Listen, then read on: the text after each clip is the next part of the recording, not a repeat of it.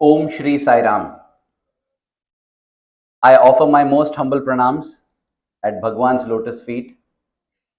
Dearest Swami, respected elders, dear brothers and sisters. Oneness with God.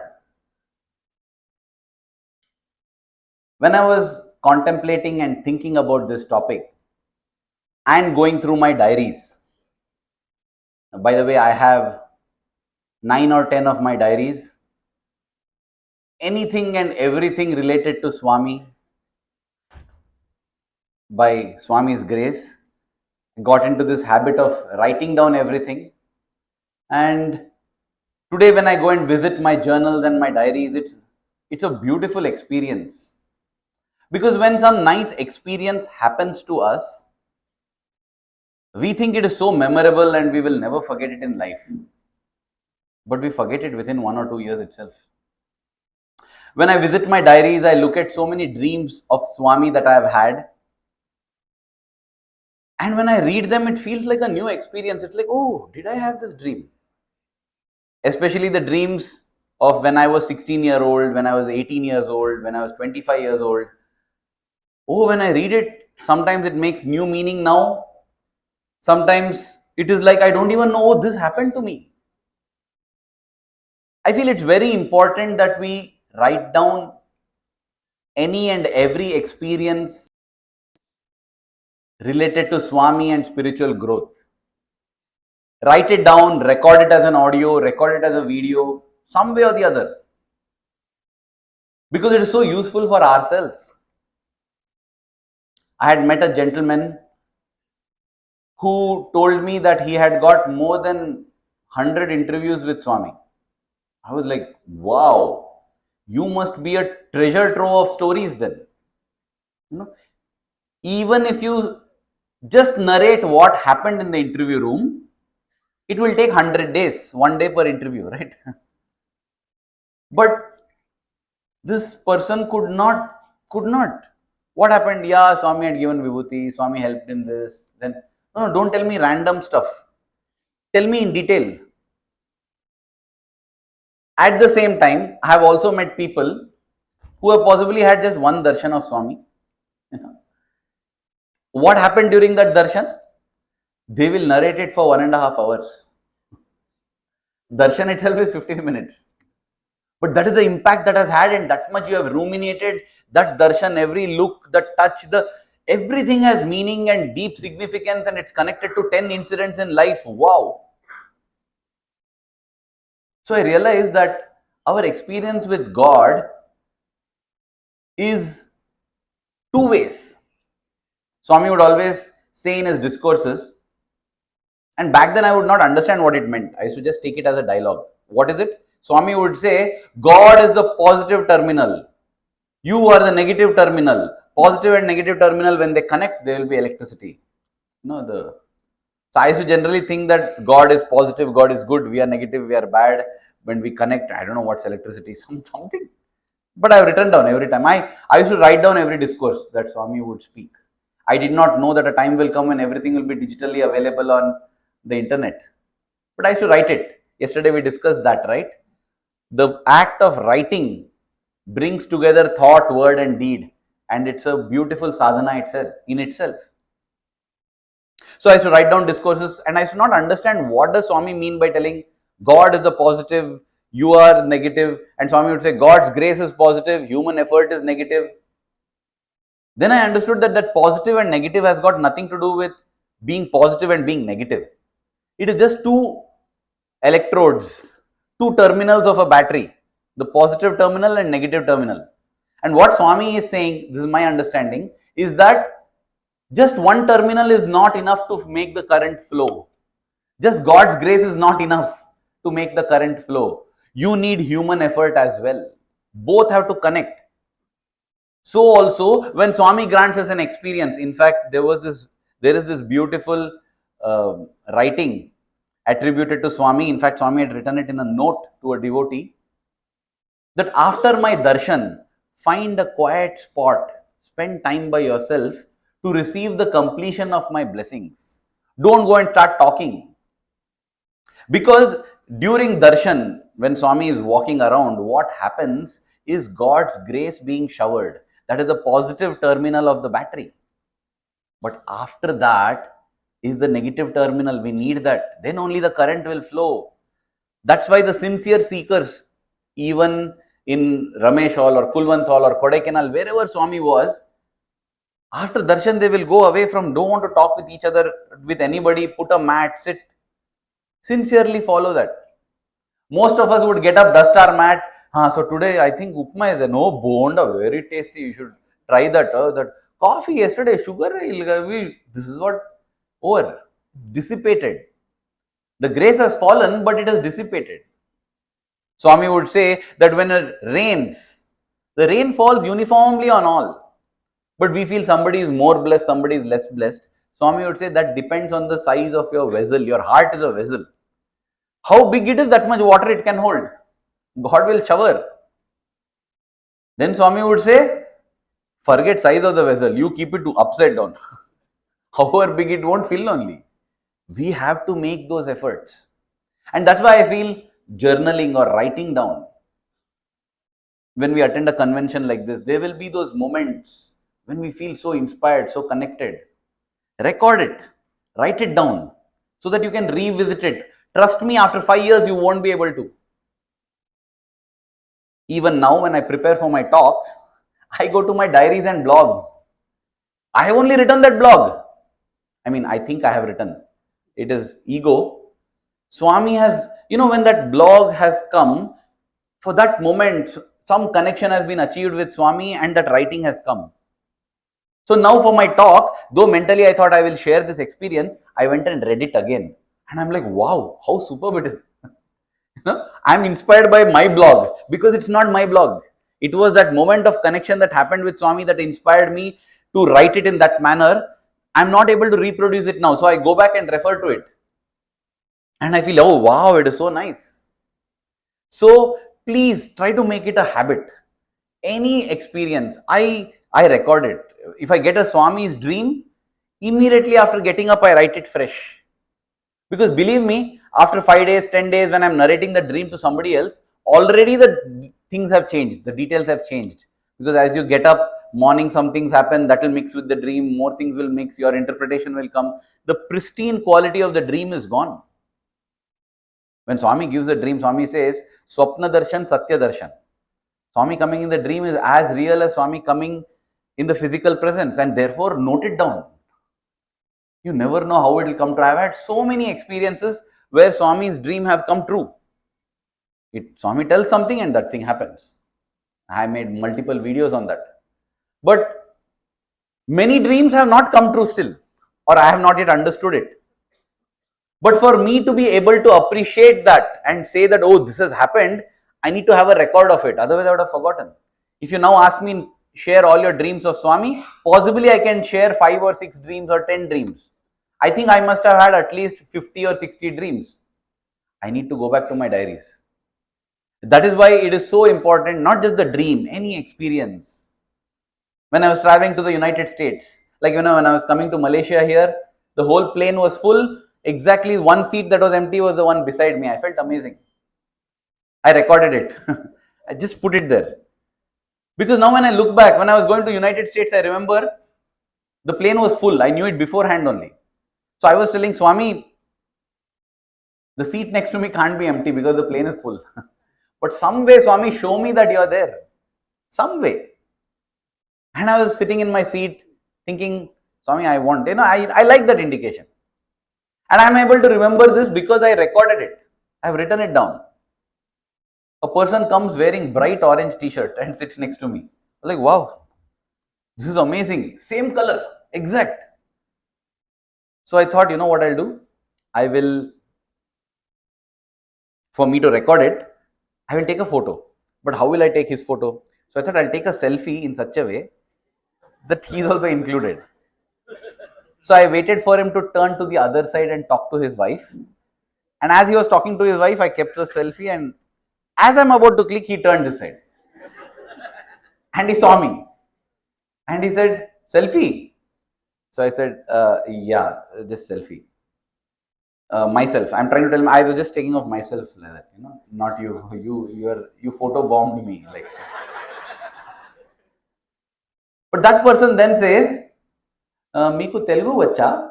Means he asks me in Telugu, do you know Telugu? Like, yeah, I can. I can understand. I can speak also. Then he says, no, because I know only Telugu. I don't know any other. Now, what is the chance of a person wearing a bright orange t-shirt sitting and telling, I know only Telugu? Of course, Swami knows all languages, but it feels nice, right? So I was really stunned. I was really amazed. And I said, yeah, I know Telugu.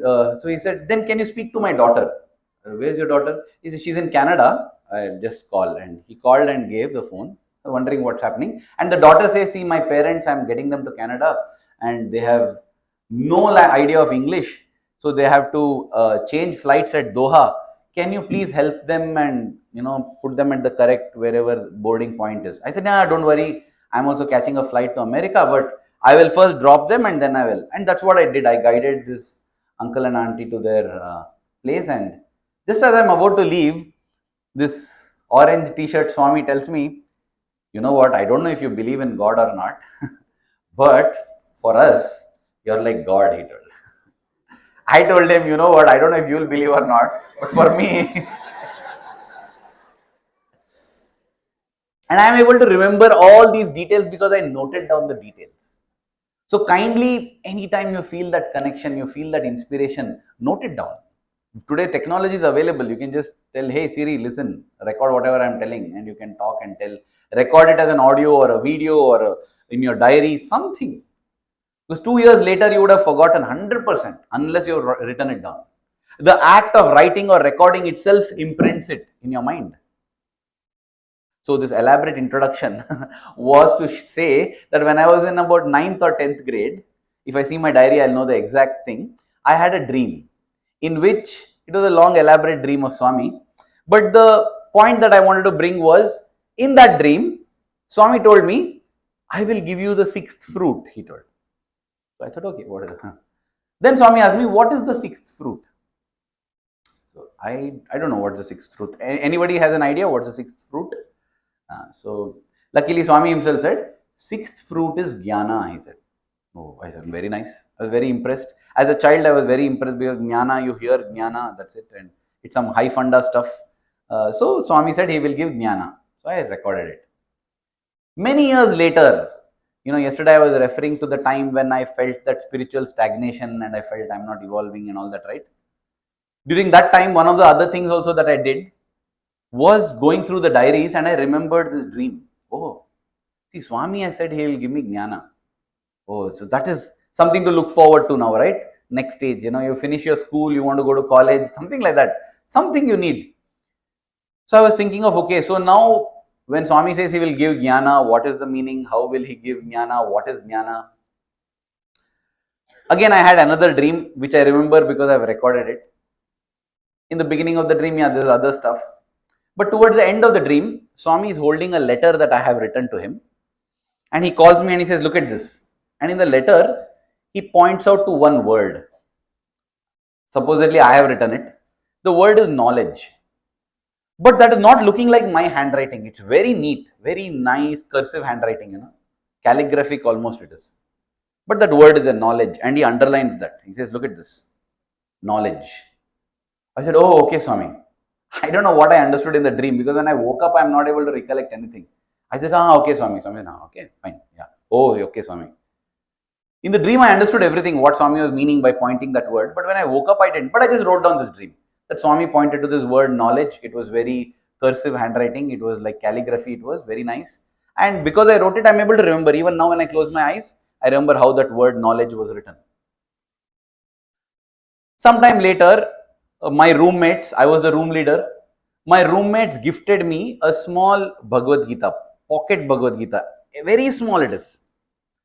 I think more than the Bhagavad Gita, the cuteness of the book is what they wanted. It was very small, very neat. I still have that book. And if you open, it's very thick. So on left side, there is a shloka with its meaning. Right side also shloka meaning, nothing, no interpretation, nothing. Just shloka meaning. All the 700 odd shlokas of the Bhagavad Gita in that book. So I thought, okay, since they've given me, so every day I thought I'll read one shloka and its meaning. Right? When I arrived at chapter 4, it is, Jnana Yoga. And there under it, they have given the translation, the yoga of knowledge. And when I saw that word knowledge, it was in that same font, same cursive writing, and same like that, like what Swami had shown in my letter. I said, oh, wow, it is like, see, I get goosebumps. It's like a treasure hunt with Swami, this is the clue. This is what it is. So I'm going to get knowledge, it is in this chapter. This is what I have to read. So I started reading chapter 4. It's called the Yoga of Transcendental Knowledge, Jnana Yoga. So let's explore Jnana Yoga. And I started reading that chapter. Now, as I'm reading that chapter, in the beginning, it's all very, I don't know how it is. So Krishna is telling, oh Arjuna, listen, this knowledge was not given to anybody. It was first given to sun. I gave it to the sun. And Arjuna is telling, you gave to sun. How? You are born just now. Sun is there from so many years.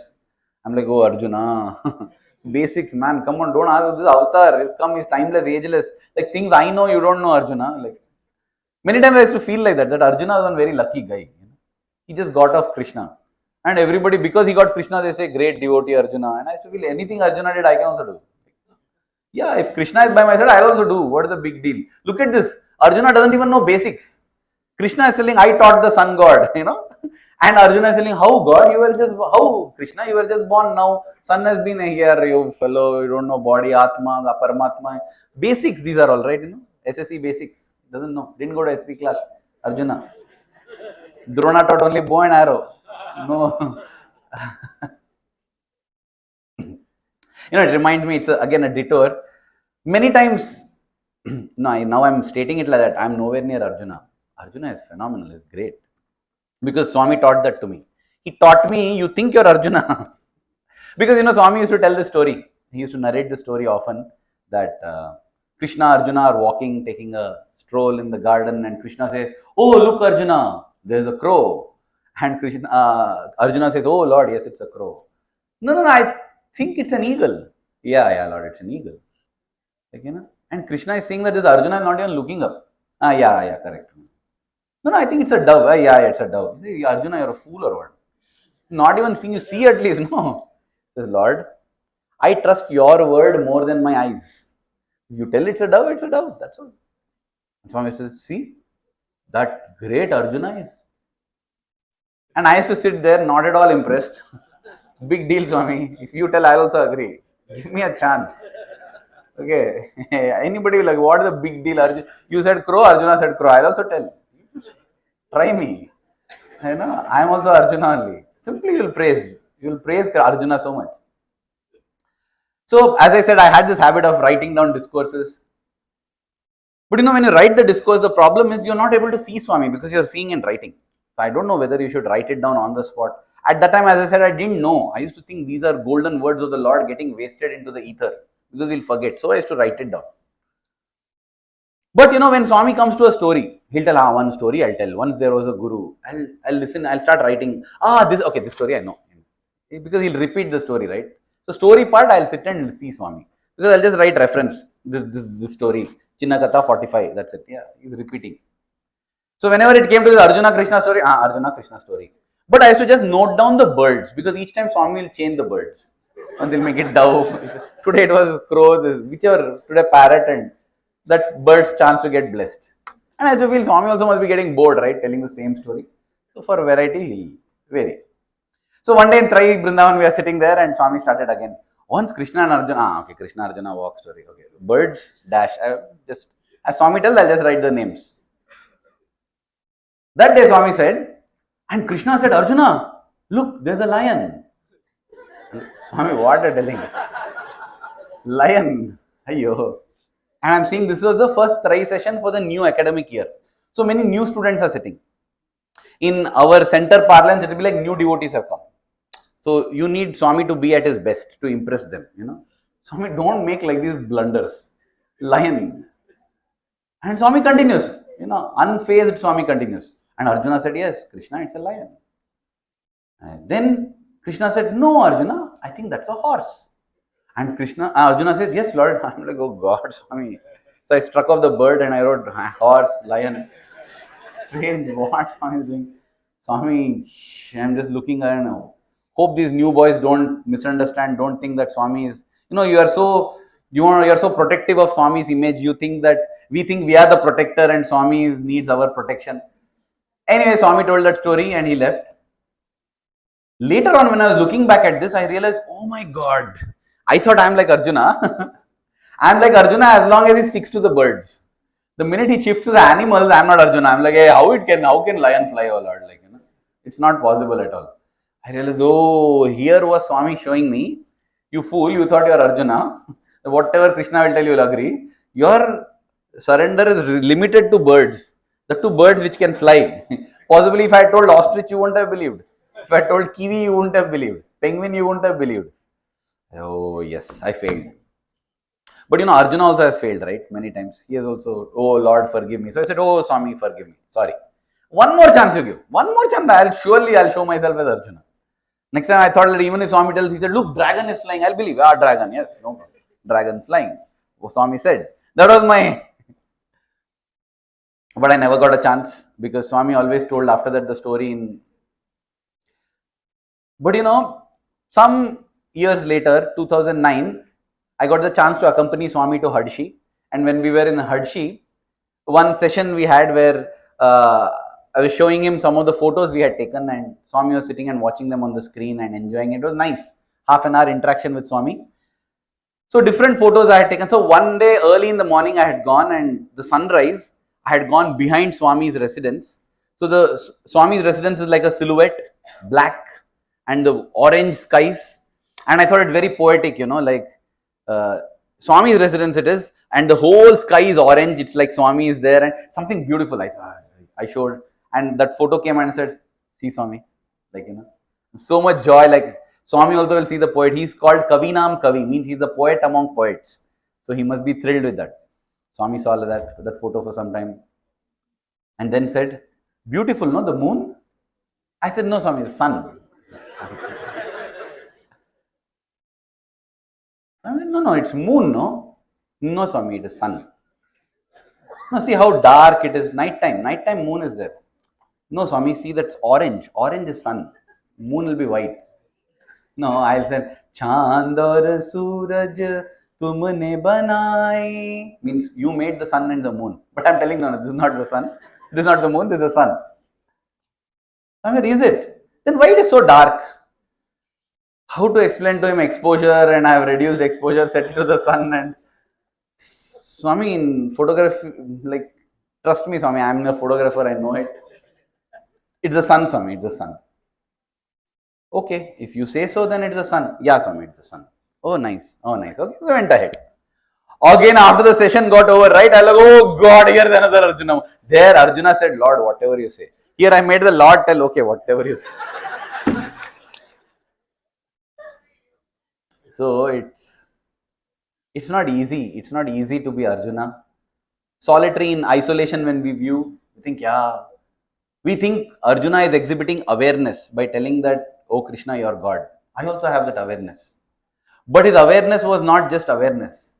It was constant. Whether it was horse, whether it was cattle, anything that's flying, he would have agreed. It was constant awareness. And it was not just constant awareness, it was integrated awareness. Not just for birds flying in the sky. When I tell sun, moon also, you will remember I am God. When I tell why, I'll never ask why did this happen, because I know God is in charge, everything is for the good. That's why Swami would say, in not ordinary awareness, constant integrated awareness.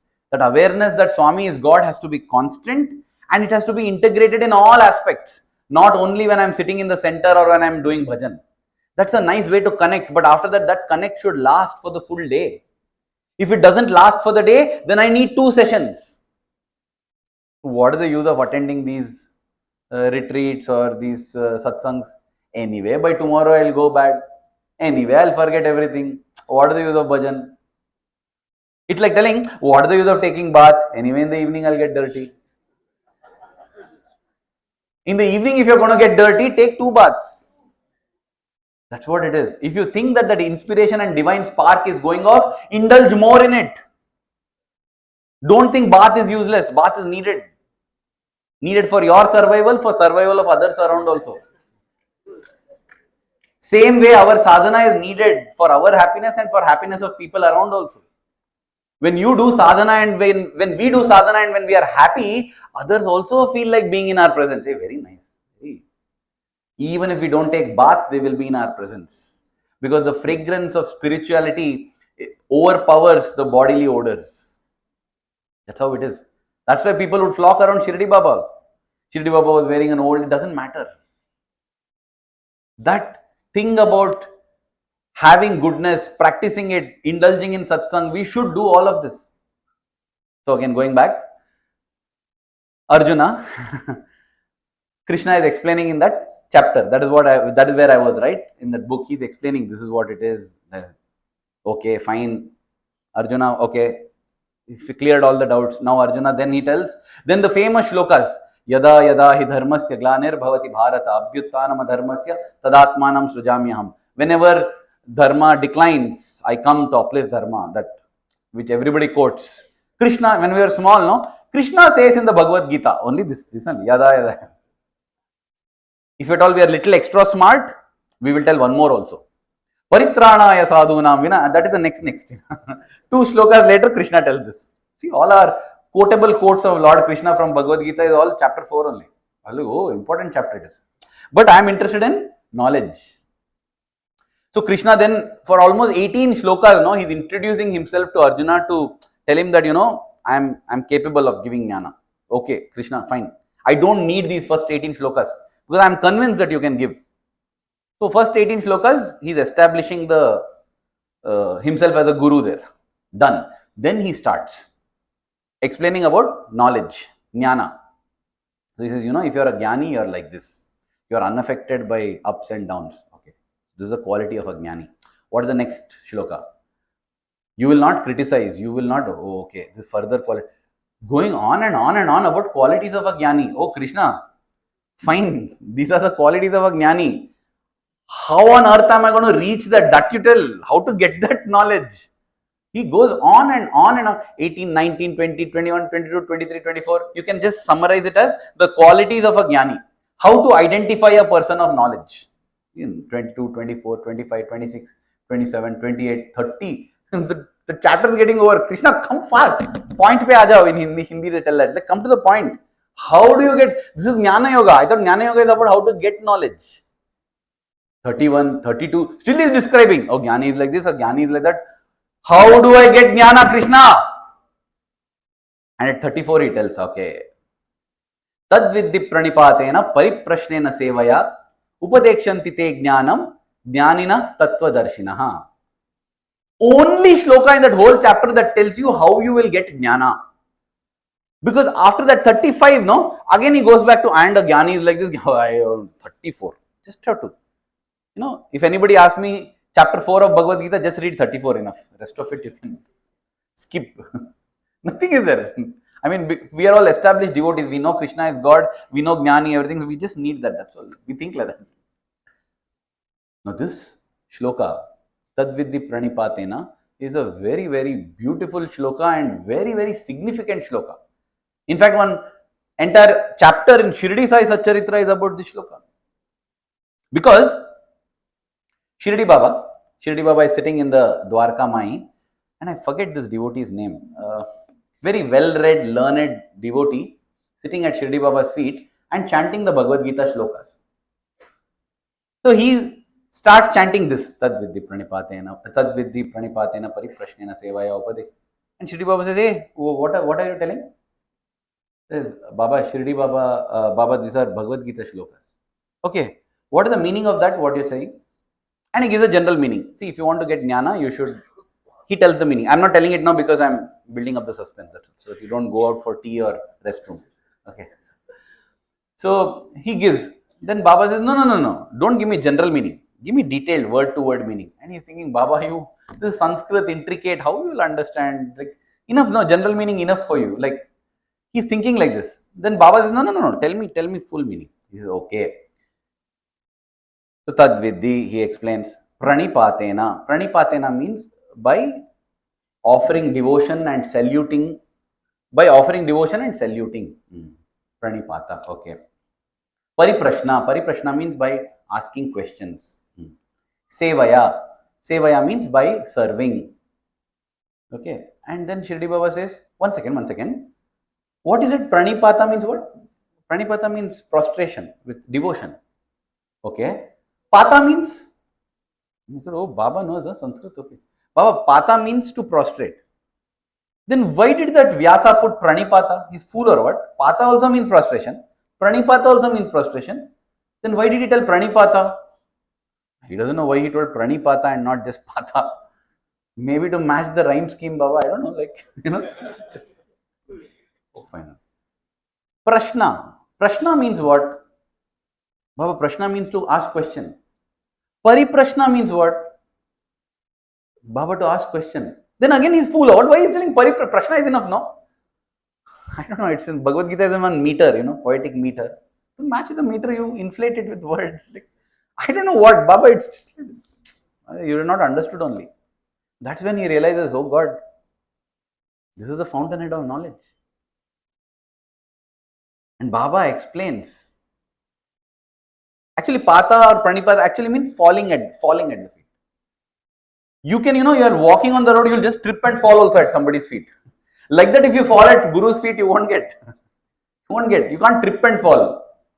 No, somebody is going in the car, they'll listen. Nardehi Narayan Baba. That doesn't mean you attended bhajan.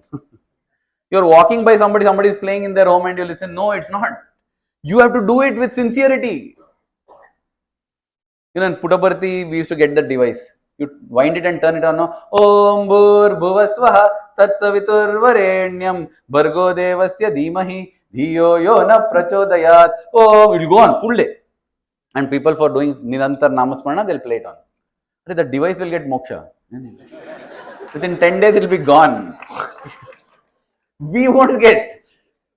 It's not about just playing that sound. We have to do it on a same way. Pranipata doesn't mean falling at the feet. You can't trip and fall. Now I'm sitting down, somebody sits there, I put my hand like that to stretch, I touch his feet. That is not Path Namaskar. You have to feel it and you have to surrender. That is surrender. And when you surrender, you need not even fall at the feet. Surrender is something that happens from within. That is Pranipata. That is devotion. Pariprashna. Pariprashna is not questioning for the sake of questioning. For the checking whether the Guru knows the answer or not.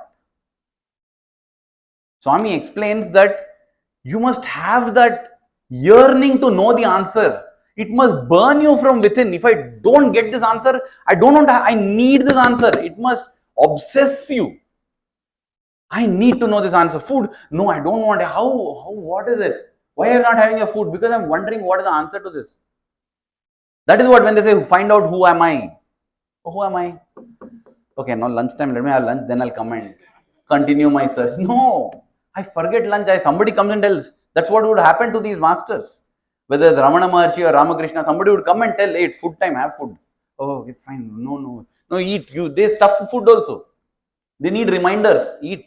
Because they're so lost in that enquiry. Oh, Pariprashna is to ask with that yearning. If I don't get this answer, I won't.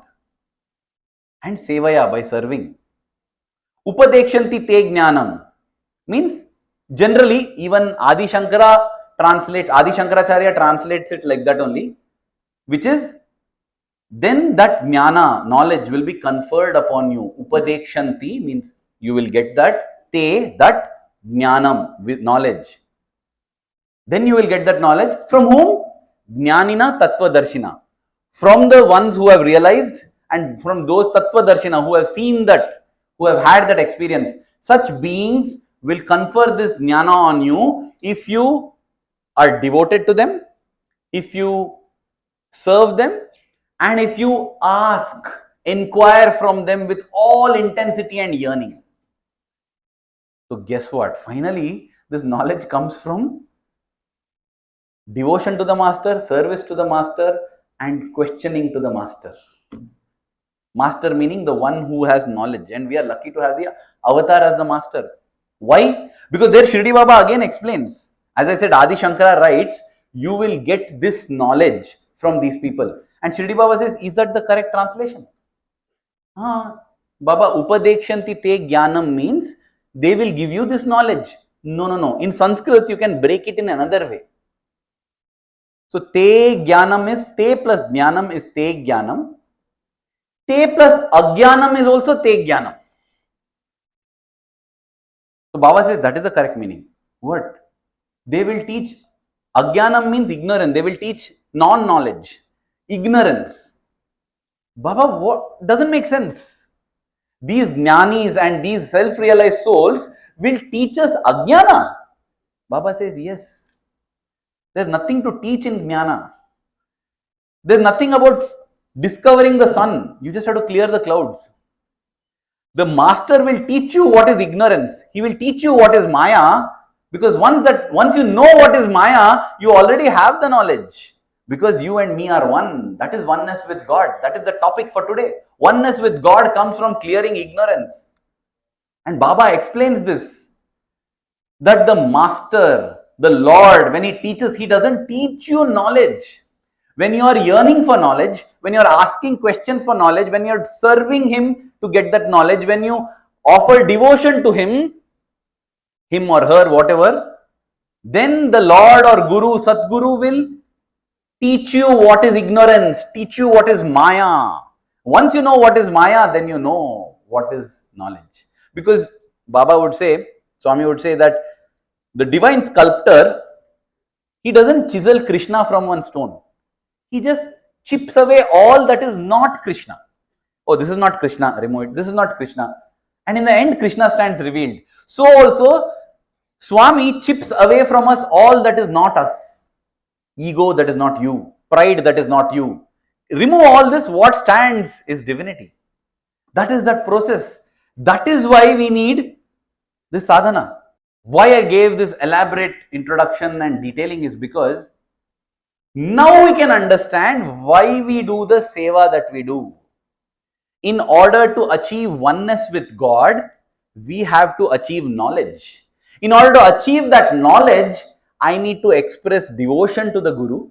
I need to serve my Guru. And I need to yearn and ask and seek answers from my Guru. All from Guru, from God, not from somebody else. The satsang that I am delivering here at best is an inspiration, that's it. Is a motivator to seek from within. I can't give anybody any answers and nobody can give me answers. All my answers have to come from Swami. But I can listen to Uncle Manoj's talk, I can listen to Brother Sugu's talk and feel inspired and feel, hey, yeah, I should also seek. That's all it is. We can't. Hey, how is the lunch? Superb la. Terrific. Oh, you ate? Yes. Full stomach? Full. Ah, I'm also full. No, I can't. I have to go and eat. How much ever anybody may eat and fill and leave a burp, my stomach won't fill. I have to go and eat.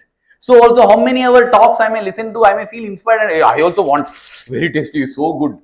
I have to eat it on my own.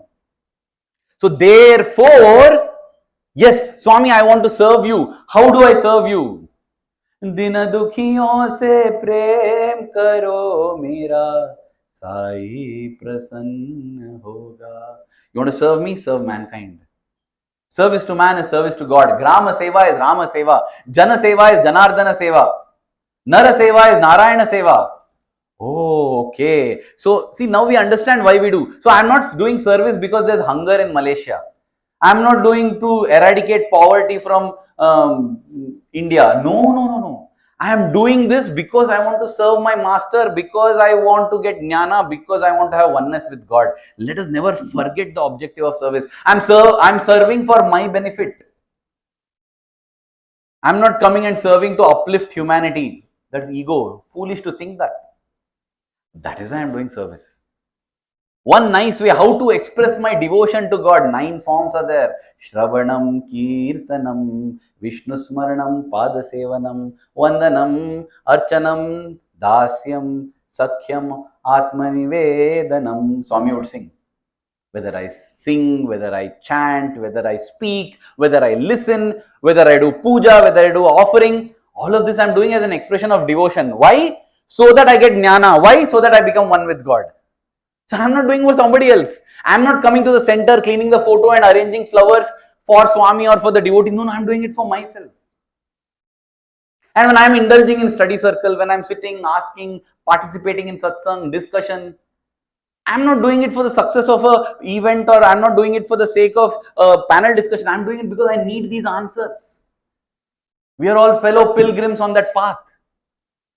It's important to know this basis so that we understand why we have the three wings in the organization: the spiritual wing, the devotional wing, the service wing.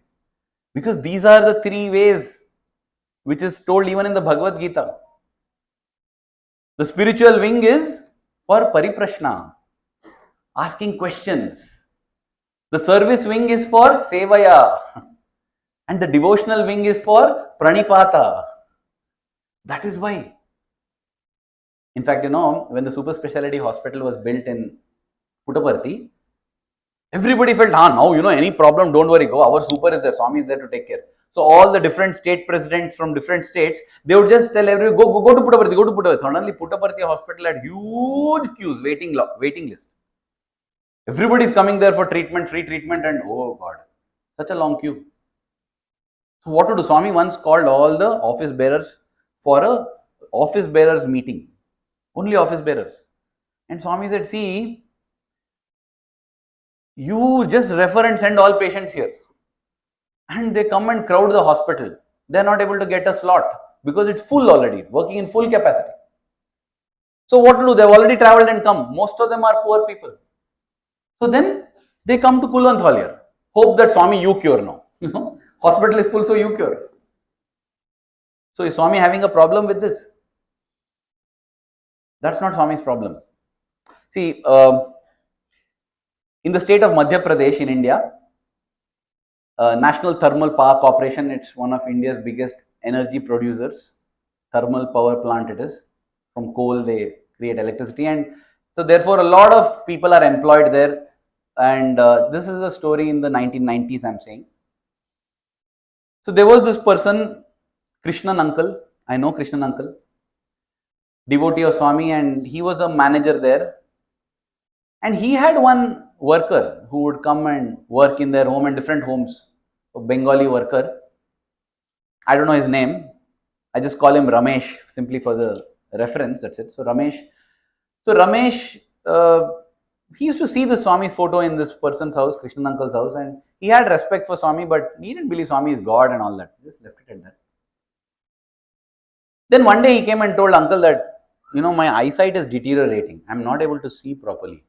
When it gets dark, so he gets him checked up, and because he's not able to afford all that, so he gets him checked, and he realizes that he needs to get an operation done for 2 lakh rupees back then, which was very expensive for him. His monthly salary was 5,000. Imagine he's getting 5,000 per month and he needs 200,000 for that surgery.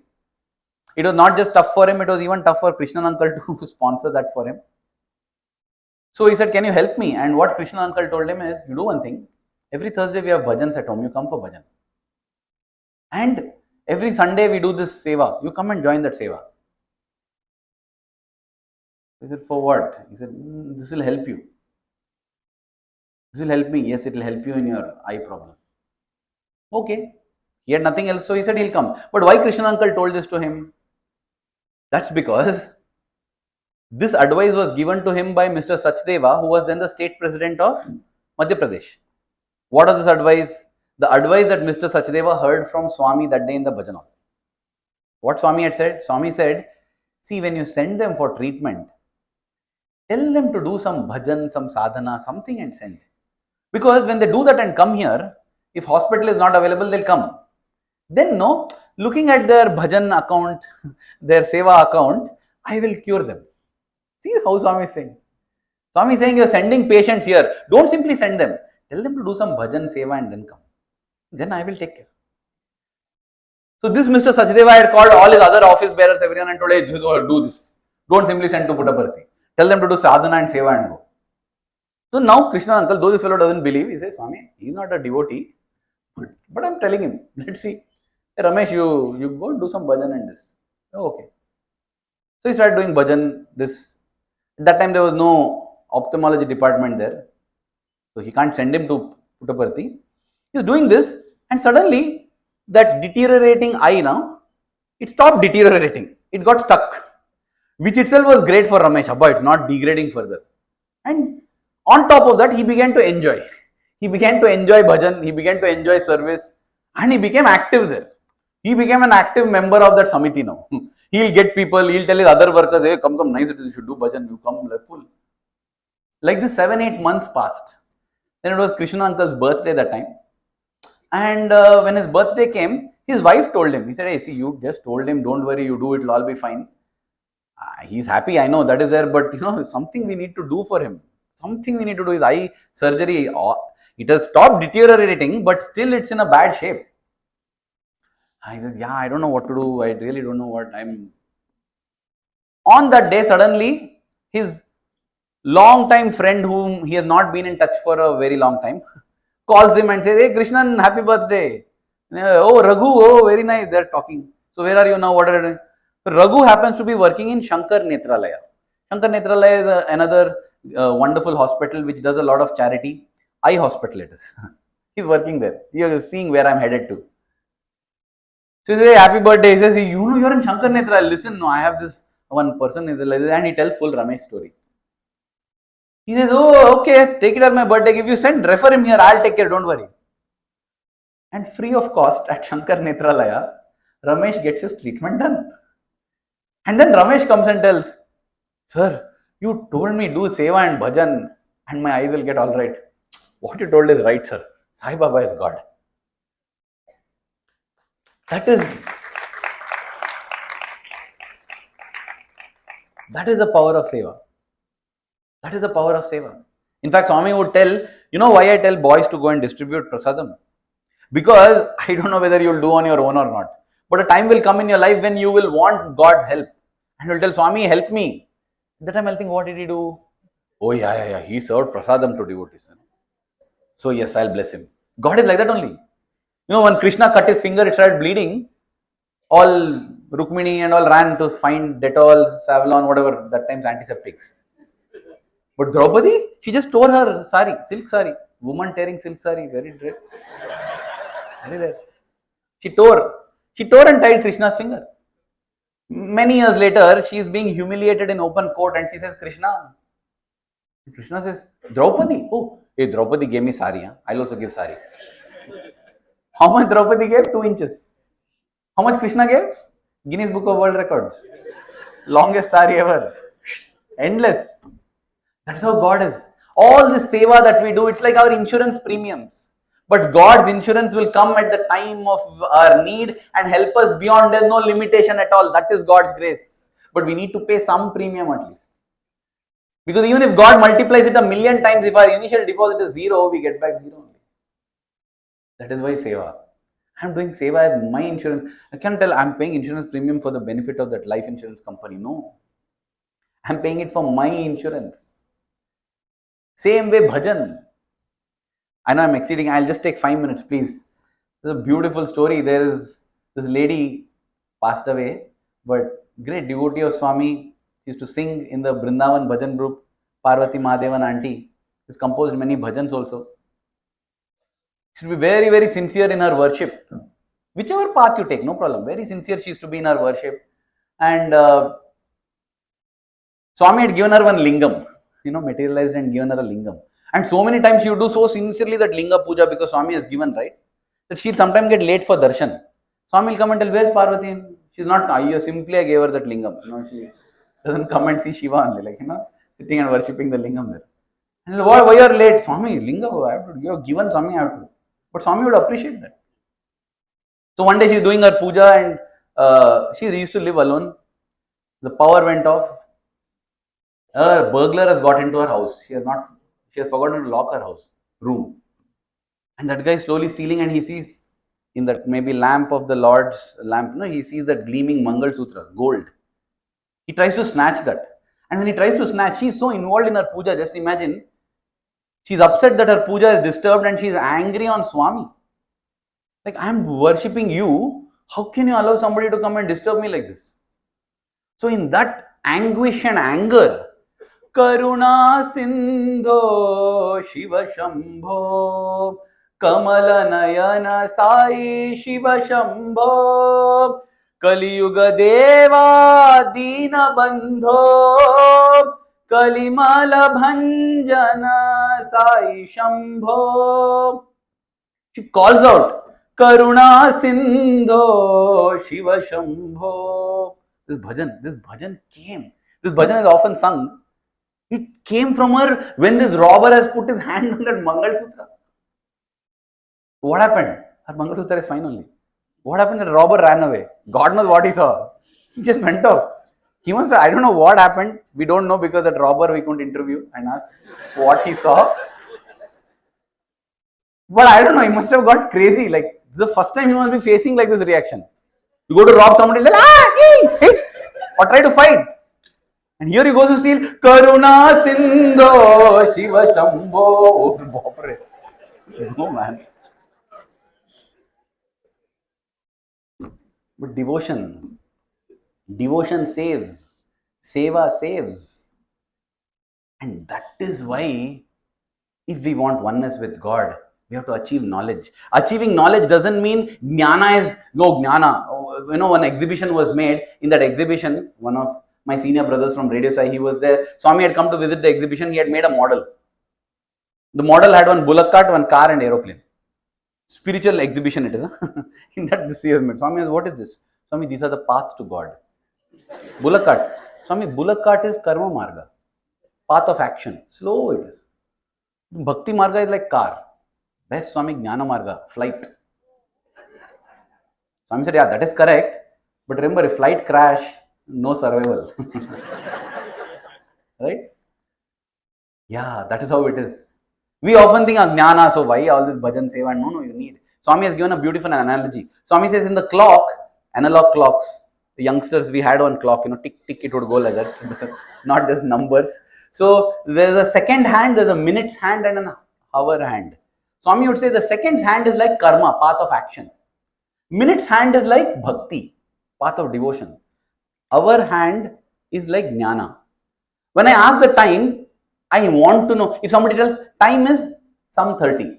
What some 30? Tell what is the time. Is it 8 or 9? Is it 10?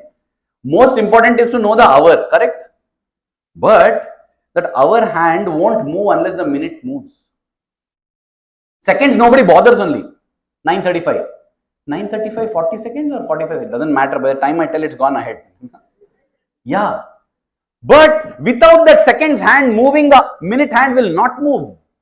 Unless we do selfless service, we won't be able to achieve bhakti. Unless we indulge in devotion, dvaita, seeking, pining, yearning, we won't get knowledge. Look at all the great jnanis of our time. They have been great devotees of the Lord. They have served the Lord. Be it Ramakrishna, be it Ramana Maharshi, be it Adi Shankara. Adi Shankara is considered the epitome of Advaita, knowledge. But he is the one who has composed so many things. Muda karata modakam sadavi mukti sadakam kaladharavata. Adi Shankara. Adi Shankara, he has composed all of these. So many things he has composed. Devotion. That's why Swami says, these three paths are not individual. You cannot tell, I am jnani, so I won't do bhajan, I won't do seva. No. Like a three-wheeler, you know, tuk-tuk it is, our journey. All the three wheels are needed for it to go. You can choose which is your front wheel. Bhakti can be your front wheel or Jnana can be front wheel, but you need all the three wheels. And now I'll conclude with this. That's why, you know, now you may ask how much of devotion to do, how much of seva to do, how much of Jnana. This is my understanding. If we look at Swami's 9-point code of conduct, okay? Let's look at it. I will read out. You tell me what you think, whether that is bhakti, karma or jnana. Let's just classify, okay? So the first one, daily meditation and prayer according to your religious beliefs and feelings. Where will we put this? Daily prayer. Bhakti, okay? One bhakti. Devotional singing. 2 bhakti. Participation in Sai spiritual education. Bal Vikas. Jnana. 2 bhakti, 1 jnana. Participation in community service. Seva, about one entry came. Okay, so one seva, one bhakti. No. Two bhakti, somebody keep count. Two bhakti, one seva, one jnana. Then attendance at least once a month in group devotional singing in the Sai Center. Bhakti. So now it is 3 bhakti, 1 jnana, 1 karma. Wow, bhakti is so important. Huh? Regular study of Sai literature. So 2 jnana, 3 bhakti. No need of this seva only. Then look at cricket slog over, sir. Speaking softly and lovingly with everyone. Karma, it's an action. So 2 karma. Not indulging in talking ill about others. Karma, 3 karma. Sealing on desires. Continuously eliminate the waste of money, food. Karma. Suddenly karma, tuck, it came off. 4 karma, 3 bhakti, 2 jnana. I feel there's a proportion also here. Yeah. Don't spend all the time discussing why God created the universe, what is the meaning, Brahma within. That is 2. 2 out of 9 you do that. This is my understanding. Swami has not told this proportion, but my understanding is like that. 2 out of 9 were dedicated to jnana. 3 out of 9 were for bhakti. 4 out of 9 is for karma. Action. So it's not naturally, because that is the second hand. That is the one most it has to do. Then you get, our hand will move very slowly. It's not like next day we get. The enlightenment comes like this. It is the 99th blow that breaks the rock, but you have to hit the 98 blows before. Buddha got enlightened under the Bodha tree, one Bodhi tree, yes. That happened in one day. Before that, what all he has done. In preparation, we see that last and I also try. Sit under Bodhi tree, nothing. You will get droppings on your head. Bird. So that is the reason why this elaborate system has been set up. This thing has been made, and if we don't understand the fundamental basis, I would like to do this, but this person does that. I'm not here for that person or this person. I'm here because I want to offer my service to Swami. I'm here because I want to offer my devotion to Swami. I'm here because I want to know about knowledge from Swami. And Swami has said, these are the ways to do. He's guiding me. He's the teacher. That is why I'm doing. Why? Because I want to get this knowledge. Why? Because I want to get oneness with him. I'm here for that. I'm here for my oneness with Swami. Because happiness is union with God. Ultimately, I want to be happy. Anything that I do in life is for happiness, and that happiness comes in union with God. Union with God is oneness with God. Oneness with God comes from knowledge. Knowledge comes from tadvidhi pranipatena pariprashnena sevaya. And how to do pranipata, pariprashna and seva? Through these 3. These are the what Swami has said. And that is why we are coming to the Sai organization. That's all. For our own selves.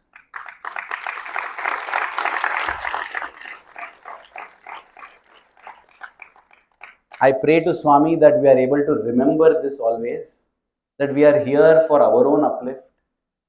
The benefit that others get because of us or others feel is all side benefit. We are just instruments. Dear Swami, may we never forget this goal. May we always strive to serve you, express our love for you, and seek our answers from you and you alone. May the love that we have for you in our heart keep growing stronger every passing moment. Thank you. Jai Sai Ram.